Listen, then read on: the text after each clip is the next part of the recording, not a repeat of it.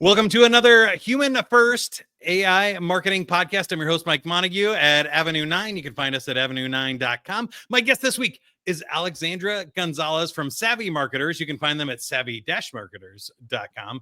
And she is an amazing market research person with over 25 years of experience. We got the Harvard MBA. We got the certificates from Stanford. You're doing crazy research into human psychology, behavior, sentiment analysis, and biometrics. So I would love to just start the podcast by asking you about the human side of market research. I think we get so wrapped up in data sometimes we forget that that data that represents a human who enjoyed the post or something, right? That's absolutely right. And thank you so much, Mike, for the opportunity. And I'm very excited to be here.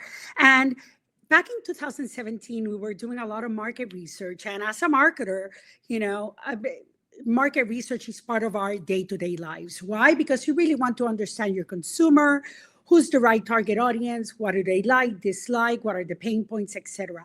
But one of the things that I really wanted to challenge ourselves was to really understand the whys at a deeper level.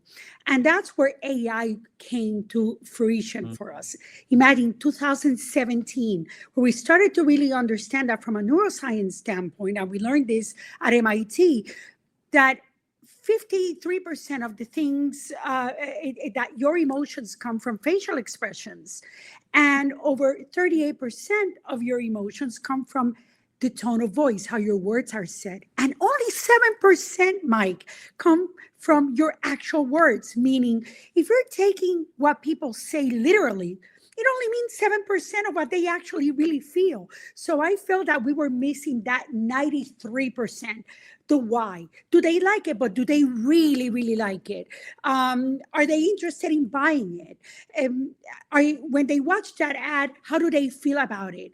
And our technology, it's a proprietary way to really look at facial expressions, eye tracking, and the tone of voice to really uncover people's emotions. And I'm not only talking about sentiments, right? Because of course, biometrics has great technology from eye tracking and facial expressions, but it's also really looking at the level of engagement. We live in an era of experience. Everybody wants to experience something, right? How do we ensure that whatever campaign we're putting in place has the right engagement? You want campaigns to go viral for the right reasons, not the wrong reasons, right? So if you want something to really make its mark and make a difference in terms of engagement, you have to look at engagement at a positive level. I could be talking about politics or any other topic and be very engaged talking about it, but I may be engaged for the wrong reasons. So as marketers, we always tell people, you have to be very mindful of the sentiments that you're really trying to uncover, because once you know, it really helps you pinpoint what is the right messaging that you should go forward. And that saves a lot of companies thousands, if not millions of dollars to really get the right messaging out there. And that's what we're here to do, help enable them. But we say that it's a human connection because we can't just think of consumers as a percentage or a number or talking in general terms. We have to humanize them. Why? Because they have day-to-day lives, they have aspirations, they have dreams, they have feelings, they have concerns, things that keep them awake at night. So how do we make their lives easier, better? That's exactly why I wanted to have you on the podcast, because you've already hit like three things that I am passionate about. I did a lot of sales training and people would say things all the time like 78% of people don't want to talk to a salesperson. And we go, great, send them all to the website. But what about the 22% of people that do want to talk to a salesperson? Who's going to talk to them? Like if you automate the whole process, no business wants to go down by 22%. Right. And I love what you said about sentiment. What we really want is affinity. I've had that experience too. It's funny where I'm located in the country. Kansas City is on the border of Missouri and Kansas, and their college teams are big rivals. And one of the basketball players from Kansas got arrested, and I clicked on the story like, ooh, let me see, this is juicy gossip, because I went to Missouri. And then Google started serving up all these Kansas basketball stories, and I'm like, no, I don't want this. That was a hate click. Like, don't you understand between a like click and a hate click? And it didn't at the time. Now that was quite a few years ago, because I've been using that story for a while. But it's such an interesting aspect. And then the one I wanted to ask you about was really where you think AI and biometrics is at this point, because a lot of people say, well, AI can't read emotion or express emotion or understand emotion. And I am torn, because I obviously have this human first message that you just shared about connecting with people emotionally. But also, there are humans and human marketers and salespeople that are not great at reading the room. So, if you kind of had to compare the strengths and weaknesses of the AI versus a human in reading sentiment, how would you rank them as of 2025? That's an excellent question, Mike, because as a matter of fact, that's why we call it neuroscience, because you really need to understand the human behavior, right? For example, sometimes the ad agency gives the marketing team, hey, we've got this great campaign. We really feel very good about it. You see it, and you're like, yes, this is awesome. All of a sudden, you show it, and you may get some responses, but are people really telling you the truth? And sometimes it's very hard to read the room. And sometimes people, they just go, okay, let me just go with this campaign. It's telling it in my gut, right? So if you think about 5-6 years ago, Pepsi went with a campaign. And at that time, it was all about Black Lives Matter, Blue Lives Matter. And they wanted to go with this campaign. It had great photography. It had great visuals, great music. Kylie Jenner was on it. They had a very diverse team. And she goes in the middle of a protest, and then she gives the cup, her Pepsi, a Pepsi. Like, everything is going to be fine. Guess what? People did like the music. People liked some of the elements into the story, but to think that the brand Pepsi is going to solve the problem, it's not. And what happened? It went viral. It was considered the worst campaign of all time. They had to fire agency. They had to fire half of the marketing team because they went viral for the wrong reasons. So that's why sometimes you feel, hey, maybe this is the right thing. This is what people are thinking. Well, maybe not.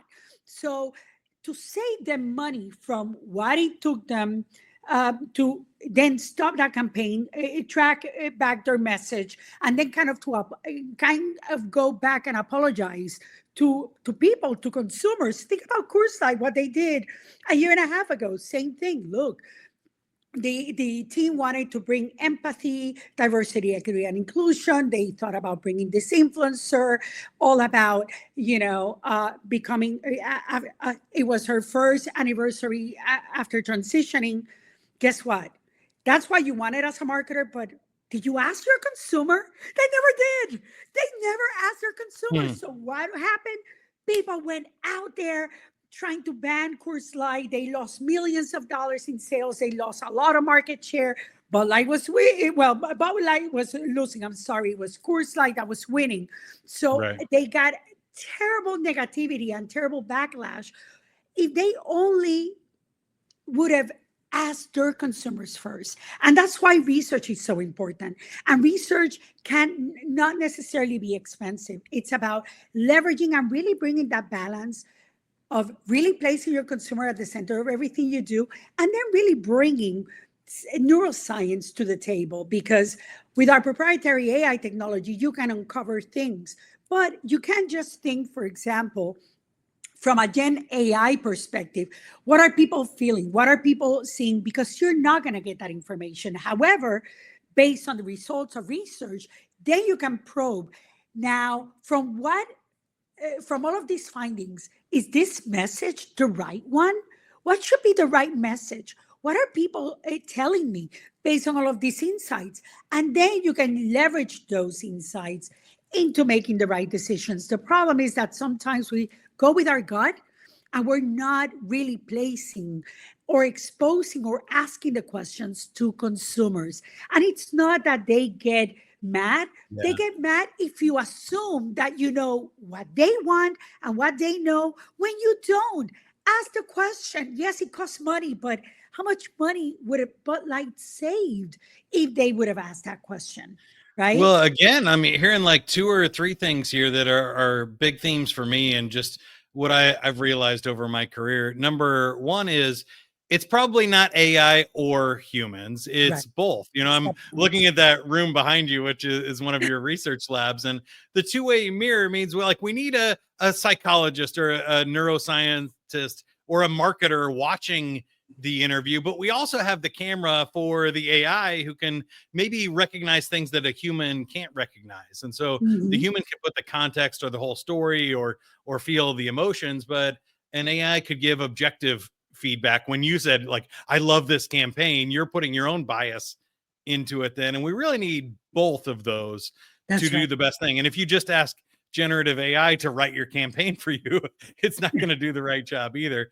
But I Exactly. really wanted to highlight that last point that you were making because I think it was the best one, which is in applying AI or in doing any type of sales or marketing, I think we need to put the customer first here and say, what do they want? What type of technology would make their lives better? Not what would save us money, what would make the sale faster, what would make it more profitable, but what would a client expect or need in this situation in an ideal world? And like what type of AI or what type of research would they appreciate and feedback would they appreciate versus what's going to be annoying, overwhelming, or we've all called the 800 number and sat on hold frustrated. Maybe we can fix some of that now. You could fix it with a Yes. human, or you could fix it with a chatbot that could give you the answers without being on hold, right? And there's so much evolving every millisecond when it comes to AI, right? And just like you said, from a customer service standpoint, chat boxes on websites, on e-commerce, etc. And when it comes to research, I will tell you a very cool and very short example. But we have this big client, they're very large and the market leader in the category where they're at. It's in services, not in consumer packaged goods. And they work with some of the best, if not the biggest ad agencies in the world. So they were used to doing traditional ad testing. We said, okay, here's our technology. Why don't we do a test and learn to test the advertising? And when they started seeing the results, they were actually saving so much money because they were able to get the most value by millisecond. What was that part of the commercial that people like or of Mm. the storyboard? What was it about this moment? And really looking at those emotions, it helped give direction and input to the ad agency. So their creative team, their director before doing the film shoot could know these are the things that were the most important. And then they started doing it more often for other campaigns. So sometimes people think, oh, going to research, let me follow my gut. No, there are very good ways and easy ways that you can get the right information, leveraging AI for the sake of really making the right decisions when it comes to neuroscience, emotions, behavior, and level of engagement that save this company at the end of the day millions of dollars. Because if they would have gone with what they had originally, it wouldn't have been good for them. And how much time do you have to really change things before you go into production? And then you don't want to go after you're already on the air with a campaign, having to push it back and now have to edit only if you knew, right? So I think that for marketers, it's very important to have that sense of responsibility, putting their consumer or their customer at the center of everything they do. And Yeah. at the same time, whether you're in sales, whether you are working in B2B, in any type of business, how do you really keep that customer centricity is crucial. So tell me about the weights here a little bit. I'm sure you have a philosophy or strategy, and I don't need to know like the exact weights of what percentages or anything. But in general, sometimes people are more willing to share sensitive information with an AI or an anonymous survey than they are with a person-to-person interview, and other times a person-to-person interview allows them to open up and they'll share more with a human than they would in a robot or survey, especially if their boss is going to look at it or something. But when you're doing this sort of multi-dimensional research, what factors do you trust the data more than the gut more than the data? Are they all equal? How do you think about these when you're getting a lot of, measurements? So that's an excellent question, Mike. As a matter of fact, imagine that we were doing a focus group. It could be face-to-face or it could be virtual. It could be an IDI, an individual interview. Imagine that you and I were talking about a category that it's much more personal. Let's say women's health or sanitary protection or sexual health or incontinence or perimenopause. Think about categories that all the fun stuff that people might feel a little bit less comfortable speaking with a broader group. Yeah. But whether it's with a team of other people like yourselves or just a one-on-one, the way that our technology works is you're doing the interview, you're doing the session, you're asking the right questions, you're probing the whys, and then our technology really analyzes the data by every millisecond.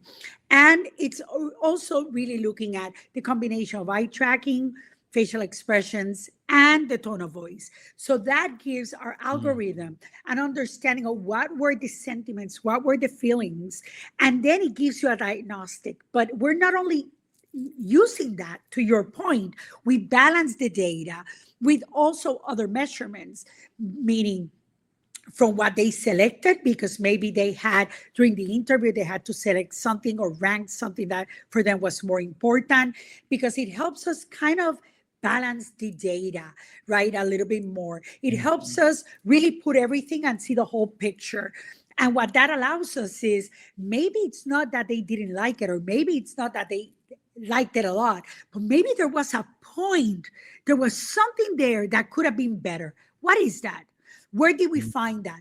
Those are the things that we really look detail by detail, right? We don't say, oh, they liked it or they loved it for X, Y, and Z, or they hated it because X, Y, and Z. No, we go into the root of the cause, and then we extrapolate that and we inform the client so then they can make the necessary tweaks to make it better. And you do some innovation boot camps and workshops and stuff and teach people. I would love to hear more about the content in that and all this different study and research. What have you learned, and what are people kind of most excited to learn from you? Thank you so much for asking that. As a matter of fact, I've been a marketer for now 30 years of my career. I started very young, and I was always very inquisitive. So one of the things that we have done as a company, I have been in business for 13 years. I spent most of my career consumer packaged goods in different global roles. Then I went to e-commerce. But when I started Savvy Marketers, for me, one of the things that really fascinated me were trends. So we really focus on really looking at trends all the time, constantly, because trends are things that are shifting, that are changing. And the more you're in tune to really looking at what are those shifts, how are they happening, and why are they happening, it's going to help you decide where to focus your efforts. And that helps us guide companies, our clients. It helps us guide teams, right? So for me, learning is very important, but sharing these trends, and we customize it by client or by industry. One of the things that I'm also very fascinated is with students, right? I'm an avid learner. I love to continue to learn, right? Because I think being able to understand that you may think you know, but you don't know it all, to have that humility to keep on asking questions, to continue to evolve is absolutely crucial. And I love having interns, students, where we can also teach and show them, hey, these are new technologies, new ways where you can really look at data in real time, where you can really take human learning, machine learning, AI, but really look at everything, but really understand, like you said in the beginning, the human aspect, and really helping narrate and tell those stories. Because I can tell you a bunch of facts, Mike, right? I can say 78% of people are spending X number of seconds before making a decision, or they spend 3.5 hours on TikTok every day, more than on any other streaming device or social platform. Okay, but why? What are they looking at? Mm. Right?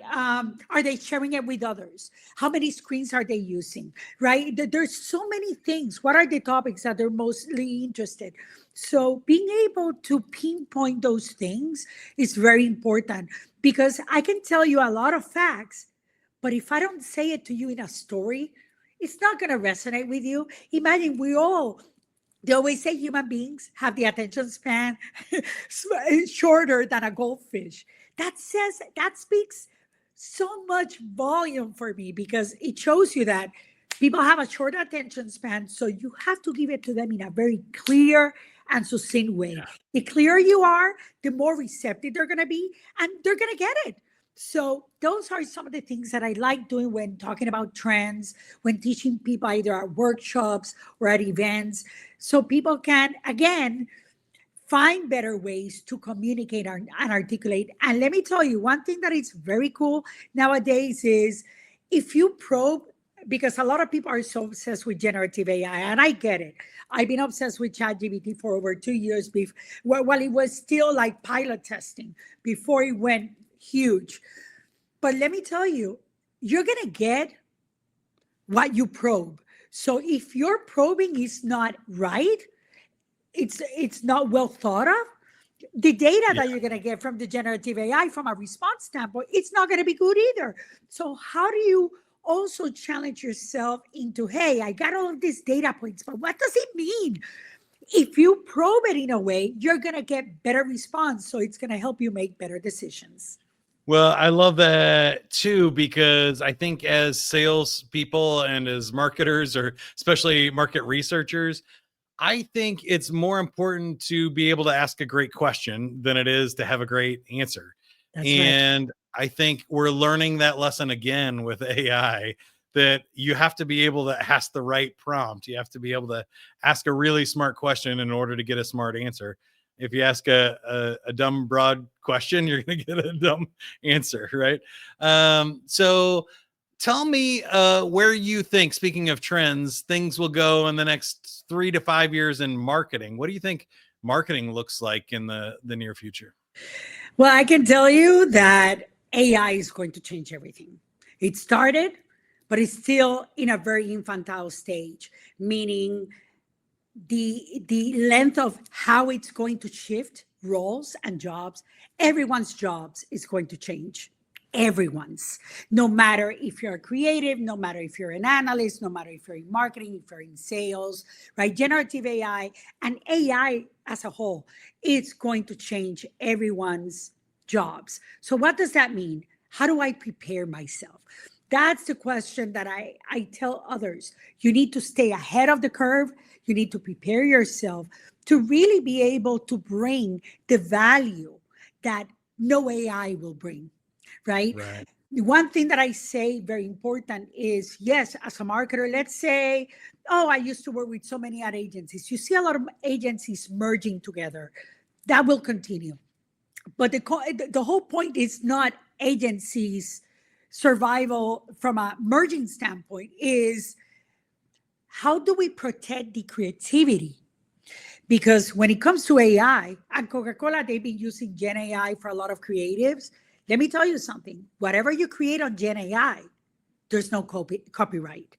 So whatever you generate from, let's say, DALI or Sora within the ChatGPT space, etc., anybody else can get. Pepsi can get, not only Coca-Cola and others. So how do you protect your creative? That's where I feel talent. I'm sorry. Well, There's Picasso and there's Picasso, right? yeah. So I think you can probe a lot of things, but still, from a creative standpoint, I think that we need to make sure that we're protecting creative, because the one thing that you want to avoid is that you come up with something that you decided to develop the logo, you decided to develop the creative using Gen AI, and then somebody else has it. And when you're trying to stop them, you can't, because there's no trademark. Well, I see that a little bit differently, which is fine, but I think I go the other way with the execution of it. That the talent becomes more important than the intellectual property. I don't know that suing anybody over stealing your stuff was ever going to stop Oh, them absolutely. or Absolutely. really protect anything. It was kind of a mirage anyway. And I get on those big ones, like you're saying, if it's Coke versus Pepsi, they got millions of dollars, they got thousands of lawyers, they can fight it out. But if you're a small or medium-sized business, finding somebody that's talented that can make something good, whether they use AI or not, and they can make it again if your competitors steal it, come up with a better idea. I think that's where the magic is going forward. And like you said, what AI can't do. AI can crank out another fake image from Dolly, but can they come up with the idea for the image, or can they use it Exactly. in a way that tells a story and connects with your audience to build that positive affiliation? So And I I think it puts the onus back on us and not on the lawyers to do something worthy absolutely. of. And I love what you just said, because as a small business owner, right, we're a full end-to-end marketing agency. So I am very protective of our creatives, not only of our team, because they're the best at what they do. So I want to make sure that people are not trying to do things that are not going to bring the knowledge, the talent, the human aspect that generative AI will never do, right? And I'm not saying that Gen AI will not continue to improve, of course, right? Right. Because it's constantly learning. But we really need to protect talent. And I think that the more prepared we are, the more we continue to develop our talents, the better we're going to be. And that's why I was saying we need to be prepared, because, yes, a lot of roles will change. How I do certain things might change. But the important thing is that I am prepared and thinking ahead. Yeah, I love that. So thinking ahead even further now, my last question for you is, if we go like 30 years out, where do you think we end up in our society in a world with AI and stuff? I think our sci-fi movies were a lot made in the 70s, 80s, and 90s, where this wasn't a reality. And now it feels like it's gonna be within our lifetimes. Yeah. How do you think it plays out? What movie do we end up in? It's very interesting, because there's a lot of movies, the Terminators, right, that freak people out, or Yeah, the for marketers, artificial I think Minority intelligence, Report and all the a ads Minority Report, they're scanning and exactly. stuff are great. Yeah. So I think that there's a lot of things that predictive analytics are going to serve in AI. I am Hmm. certain of that. I feel it, I see it in terms of where it's going. But the one thing that I think is also very important is, how do we interact with AI? Because here's the thing, just like our muscles, the more we exercise, the more muscle we build. The same thing Mm, happens with our brain. And what do I mean by that? If you're going to rely, oh, I have to write an email, but I'm not going to write it. Let me just ask, you know, um, ChatGPT or one of these other, because there's going to be hundreds, right? If not yeah. thousands of And Gen have your AIs own. out there. Maybe millions. Yeah. So if instead of you thinking, you're just probing and there's no thought process, you're not putting that brain muscle to work out. And what happens, and that's my biggest worry, is I think that there's so much opportunity with AI to help us make our lives more efficient, more effective in so many ways, better manage our time, all that, avoid redundancies or duplication of efforts. But at the same time, don't forget to think. Because if you rely on the AI to do everything for you, from sending an email to writing a presentation to doing an analysis to let me code this, oh, let me just ask Gen AI to code it for me, whatever it may be, you can ask, hey, is this the right message? Or is there a way to make it better? But you have to still put your brain to think, because if not, guess what's going to happen in 30 years from now? People in their 30s are going to have Alzheimer's. And Yeah, there's going to be a lot I of worry. neurological issues, because you're not putting this incredible muscle, that brain, to work out. And we need to keep it working out. Yeah, I've shared this a lot, but there was a research study that was done that said people are 10% dumber when their cell phone is in the room. It doesn't even have to be turned on. It could just be powered off with a dead battery in the back of the room, but your brain is outsourcing all these answers to the phone and all the work to the phone. So it's not trying to remember things that you're going to get alerts for and stuff like that. And, all of us that are old enough to remember when you used to think of an actor in a movie or something, you had to actually think of that actor and go, oh, who was that? And what was their name? And you had to work it out with your friends. And sometimes it would take hours. And then you would go, oh, Tom Cruise. Exactly. And your Absolutely. brain practice that muscle, like you said. And now it's like, oh, you just ask 5 seconds. Hey, who was in that movie? Up there it is. Okay, I didn't have to think about it or use my brain at all. I think the efficiency is great, but the muscle does concern me too. So what I'm hearing is somewhere between Wall-E and Idiocracy, and then Minority Report and Back to the Future too. Seems to be a combination. Yeah. Hopefully we can do better than that. That's why I'm here on the podcast. Too. And I hope hope we can so too. And I think that something that is very important is to really put the right policies in place. As parents, we have a responsibility. As employers, we have responsibility. So before ChatGPT became a big thing, I had already trained my team. I told them, okay, you have to really look at this because this is the future. Then we started looking at other Gen AI solutions and platforms for communication, for marketing, for media, etc. And I said, but remember, you're here because you're an expert in your role. So you need to bring that brain muscle. You have to bring your inputs. If you want to validate anything or to search for guidance, that's a different thing. But our clients are not coming to us for us to do what they could have done. I'm sorry. Right. We're here to think, we're here to do, we're here to add value. And that's where the big difference is. And I think also as a parent, I have teenage girls. And, I had to tell them about ChatGPT and Gen AI.